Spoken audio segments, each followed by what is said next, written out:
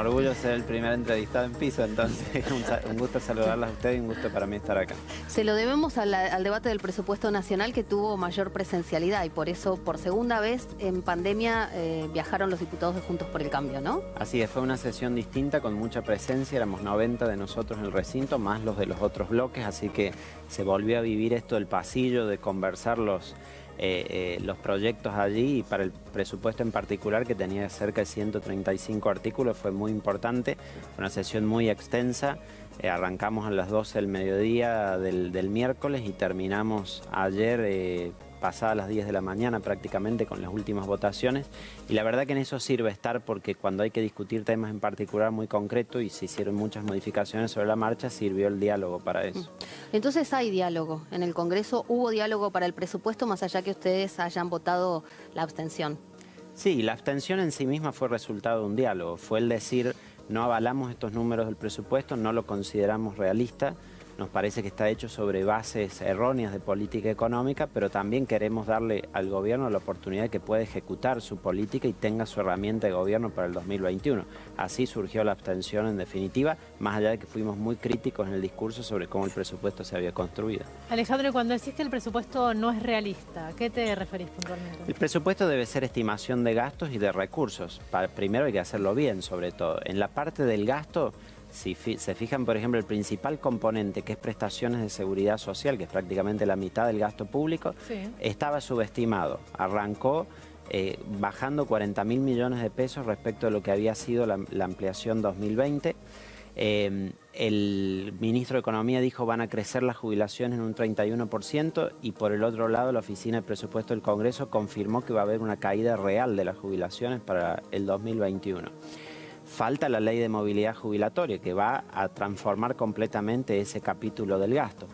Y después, por el lado de los recursos, pasó lo mismo. Hay una reforma tributaria que todavía el gobierno no envía y que va a modificar los recursos.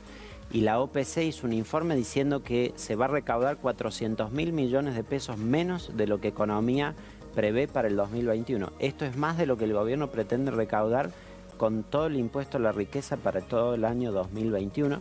Entre otras cosas porque la Oficina de Presupuesto del Congreso, que es de una gran calidad técnica, marca que la recuperación del empleo formal va a ser menor a la que el gobierno estima, los aportes y contribuciones de la Seguridad Social un 6% menos de lo que el gobierno estima, ganancias, IVA neto de reintegros en porcentajes muy similares. Entonces, entre todos estos elementos lleva a que sea una distorsión muy fuerte respecto de lo que el gobierno calculó y por ende no compartimos ese diagnóstico, ¿no? El gobierno, cuando lo consultamos por ese tema, siempre contesta que espera que en 2021 los gastos sociales no tengan que ser tan altos como en 2020 porque la pandemia esté superada.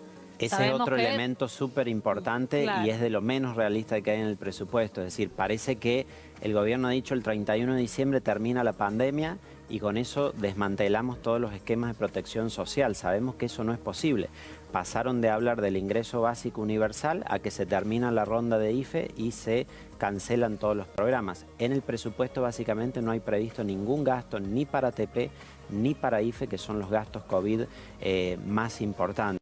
Claramente creemos que no va a ser así, entonces es muy optimista la previsión que hay respecto de la baja del déficit fiscal. Bueno, el propio Carlos Heller dijo en el debate en comisión antes de firmar el dictamen que probablemente, si la pandemia sigue, habrá incluso que ver las partidas de salud, ¿no? Pero yo te quería preguntar sobre las declaraciones que acaba de hacer Mauricio Macri. Dice que están dispuestos al diálogo, digo, y es en el Congreso, lo acabas de decir, está vigente. Ahora, pone condiciones para el diálogo, para una mesa más amplia, ¿no? Donde se sienten los partidos políticos, que se dé marcha atrás con la reforma judicial, el procurador. Digo, sin estos temas que plantea Mauricio Macri, ¿no se sienta Juntos por el Cambio a conversar? Porque, por ejemplo, la pelea contra el dólar se lleva puesto a todo el país. Claramente hay una urgencia hoy, que es la cuestión económica. La economía está mal y nosotros necesitamos acuerdos para establecer reformas estructurales. Hay una política cambiaria que no aguanta más en el país. Necesitamos un plan de estabilización económica que asegure tener una moneda estable, que asegure el control de la inflación. Estas medidas de controles de capital, controles de cambio, las venimos ensayando hace mucho tiempo y no resultan. También ensayamos levantarlas durante el gobierno de Mauricio Macri y terminó muy mal. Pero en sí el levantar el cepo creo que fue bueno, después se cometieron otros errores. Pero si vos ves en el mundo, las economías que crecen lo hacen a partir de ser economías abiertas, economías en competencia y economías con una política fiscal redistributiva. Nosotros, por el contrario, somos una economía cerrada a los capitales, cerrada al comercio, con una moneda súper inestable y 2 décadas de inflación y con una política fiscal que es bastante regresiva. Creo que esos son los capítulos que tenemos que cambiar. Política comercial, fiscal y política monetaria. Me parece que eso es lo que hay que sentarse a discutir, asegurando un funcionamiento de las instituciones. Claramente nosotros cuando tenemos esta urgencia económica y se plantea por el contrario que hay que crear 1000 y pico de cargos judiciales, nos parece que se está equivocando la agenda. Igual de lo está que es un la poco preocupación frenada. Ciudadana. Está frenada la reforma judicial en el Congreso. Sí, sí.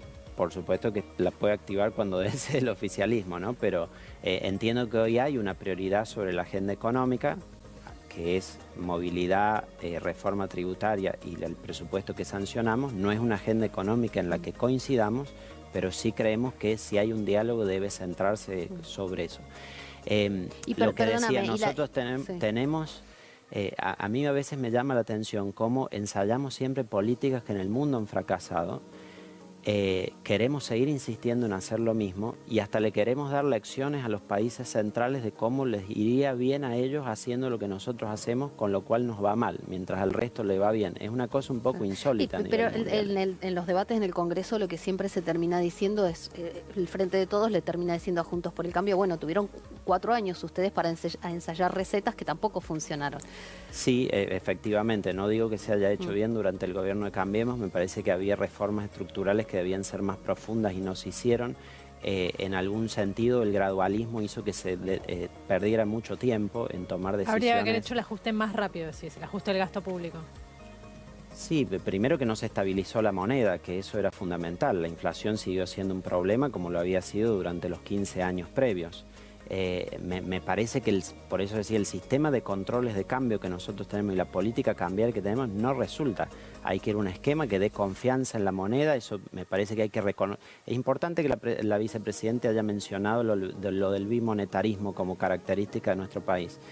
Hay que reconocerla. Estoy cansado de escuchar a los presidentes que dicen tratar de convencer a los ciudadanos de ahorrar en pesos cuando todo el mundo sabe que el peso no es una buena reserva de valor en el país. Los propios funcionarios de todos los partidos políticos siempre han ahorrado en dólar, Pero claro, es hipócrita plantear eso, como decís, es irreal. Y si vos ves los países de la región que le va bien, como es el caso de Uruguay, como es el caso de Perú, para no irme a ejemplos más lejos, reconocen su bimonetarismo.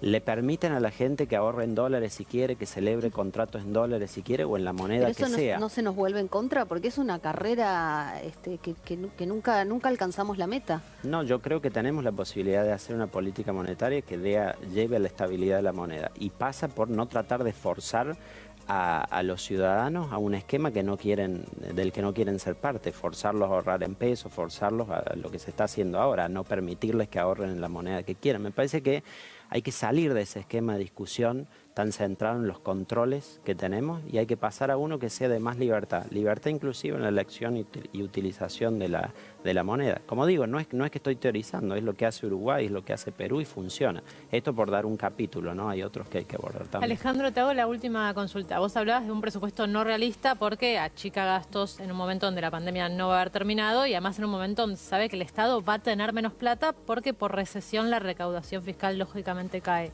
Hay una opción presentada en el Congreso para ampliar las arcas públicas que tiene que ver con el impuesto a las grandes fortunas, que proponía un aporte extraordinario de única vez a los grandes millonarios de la Argentina, y Juntos por el Cambio ya adelantó que su voto va a ser en contra. ¿Por qué están en contra de esta iniciativa?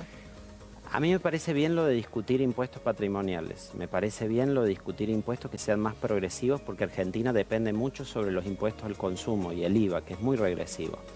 Lo que sí yo le planteé al presidente de la comisión es que nosotros ya tenemos un impuesto patrimonial en Argentina, que es el impuesto a los bienes personales, es un impuesto alto, subió en diciembre de 2019 y en un contexto como el que tenemos hoy, hablar de creación de nuevos impuestos cuando ya hay 161 en el país y 41 a nivel federal no es una buena señal. Sí le dije, tomemos las recomendaciones de organismos internacionales, reformemos el impuesto a los bienes personales, démosle más progresividad, que incluya más bienes y que los que más tienen más paguen. pero no es la forma en que el gobierno decidió elaborar el proyecto y creo que ni hasta el ministro de Economía está de acuerdo, porque fue al Congreso, se le preguntó el tema y no dijo una palabra, pero sí coincido en que hay que hacer una reforma tributaria profunda que muchos vienen prometiendo, pero no se ha ejecutado. Alejandro Cacas, entonces, diputado por la provincia de San Luis, te agradecemos mucho que hayas venido. Muy bien, amigos, lo dijimos.